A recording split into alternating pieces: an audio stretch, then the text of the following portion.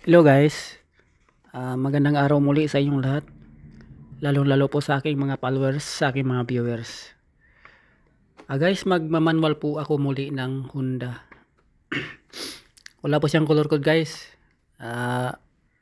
tinabas lang po siya na pinder. Ngayon guys, direct na po manual. Ito po yung gamit ko guys, PPG Deltron po ang aking tinitimpla.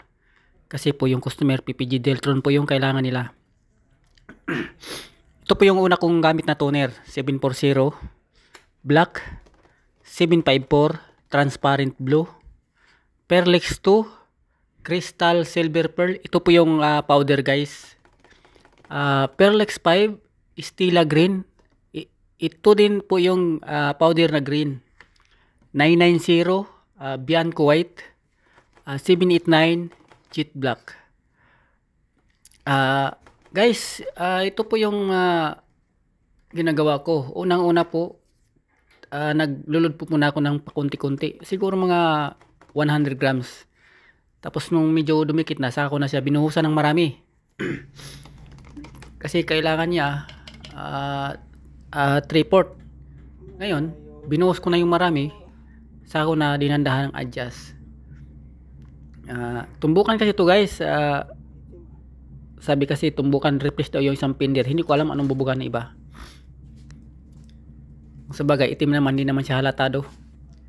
Pero ini-spray ko pa rin siya guys. Para naman po yung customer ay masatisfied po sa gawa natin at hindi po tayo pagsawaan at balik-balikan po tayo. Ito guys, tuloy-tuloy lang po natin ang ating paggawa, pagtitimpla, pagmimixing at saka pag-a-adjust. Hanggang makuha po natin yung kulay. Pag medyo okay na po siya, i-spray natin guys. Para po makita natin yung diferensya o hindi. O ano po yung kailangan pa nating ilagay para yung kulay natin dumidikit.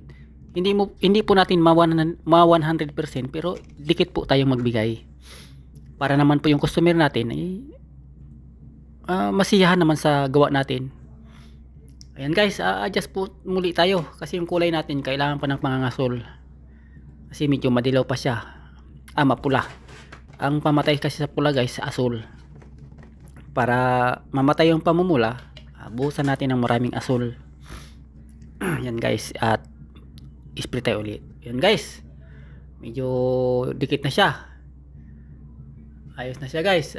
Maraming salamat po pala sa aking mga followers, sa aking mga viewers, higit sa lahat sa aking mga darating pang mga viewers at sa followers. Saan man panig po kayo ng mundo guys, maraming salamat po sa inyo. Sana hindi po kayo magsasawang manood ng aking video. Mag-ingat po kayo lagi at huwag po kayong magsawang manonood. Maraming salamat po sa inyo guys.